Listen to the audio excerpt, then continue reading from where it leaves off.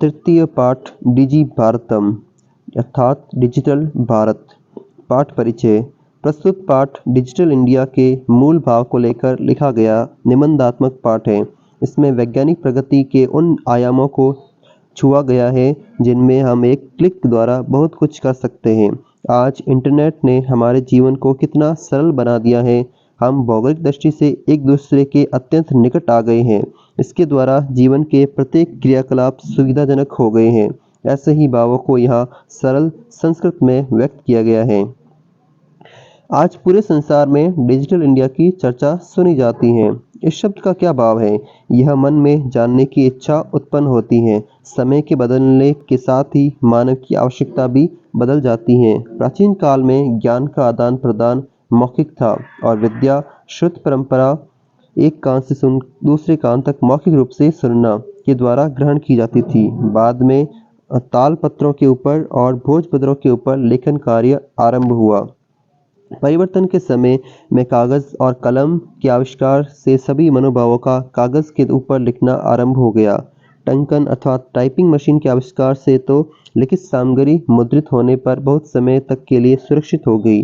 वैज्ञानिक तकनीक की प्रगति यात्रा से आगे बढ़ती गई। आज सभी कार्य कंप्यूटर नामक यंत्र से संपन्न होते हैं। समाचार पत्र और पुस्तकें कंप्यूटर के माध्यम से पढ़ी जाती हैं। कागज के उद्योग में वृक्षों के उपयोग से वर्षों को काटा जाता था, परंतु कंप्यूटर का अधिक से अधिक प्रयोग होने से वृक्षों के काटने में कमी हो गई। ऐसा विश्वास है इससे पर्यावरण सुरक्षा की दिशा में महान उपकार होगा। इस समय बाजार में वस्तुएं खरीदने के लिए रुपयों की अनिवार्यता नहीं है। डेबिट कार्ड, क्रेडिट कार्ड आदि सभी जगह रुपयों के स्थान पर स्वीकार किए जाते हैं। बैंक के सभी कार्य कंप्यूटर द्वारा संपन्न किए जाते हैं। अनेक प्रकार के ऐप मुद्रा से रहित लेन देन में सहायक हैं। आज कहीं भी यात्रा करनी हो, रेल टिकट की, हवाई जहाज के टिकट की अनिवार्यता नहीं है। सभी टिकट हमारे मोबाइल फोन में ईमेल नामक स्थान पर सुरक्षित होते हैं, जिनको दिखलाकर हम आसानी से यात्रा का आनंद लेते हैं। चिकित्सालय में भी उपचार के लिए रुपयों की आवश्यकता का आज अनुभव नहीं किया जाता है। सभी जगह कार्ड के माध्यम से, ई बैंक के माध्यम से फीस प्रदान कर सकते हैं। वह दिन अधिक दूर नहीं जब हम हाथ में एकमात्र मोबाइल फोन को लेकर सभी कार्य संपन्न करने में समर्थ हो जाएंगे। जेब में रुपयों की आवश्यकता नहीं होगी। पासबुक, चेकबुक इन दोनों की आवश्यकता नहीं होगी। पढ़ने के लिए पुस्तकों, समाचार पत्रों की अनिवार्यता लगभग समाप्त हो जाएगी।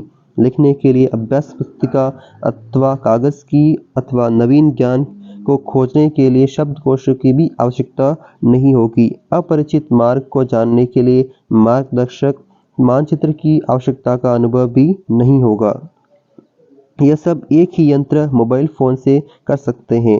शाक अर्थात सब्जियों के खरीदने के लिए, फल खरीदने के लिए, विश्राम गृहों अर्थात गेस्ट हाउस में कमरा सुनिश्चित करने के लिए, बुक करने के लिए, अस्पताल में फीस देने के लिए, विद्यालय और महाविद्यालय में भी शुल्क देने के लिए, अधिक क्या दान देने के लिए भी मोबाइल फोन ही पर्याप्त हैं।